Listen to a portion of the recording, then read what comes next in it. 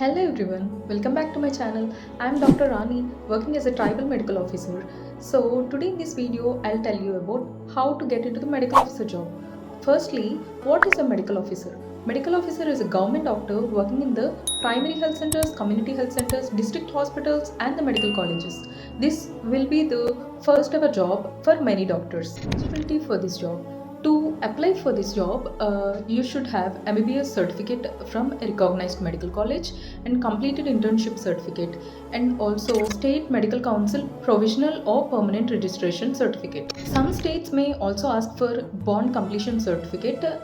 You should check with those state rules, and most of the medical officer jobs doesn't require any experience. Where to apply for a medical officer job? So, for every government job, you regularly check with the State Health Department website, District Collector, DMHO office notifications, NHM recruitment. In most states, medical officers are recruited through contract basis under NHM. In many cases, you don't need any exam. Selection is based on the marks obtained in the MBBS. Walk-in interviews.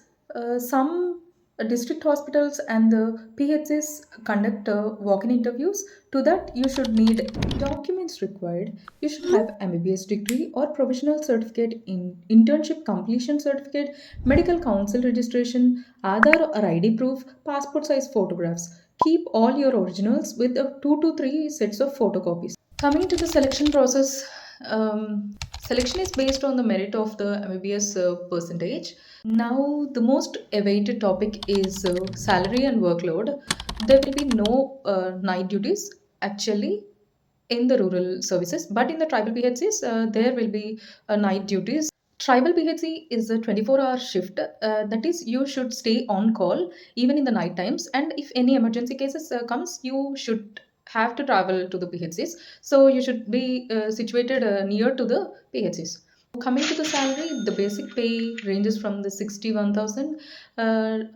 On total, you may get around 90k in hand.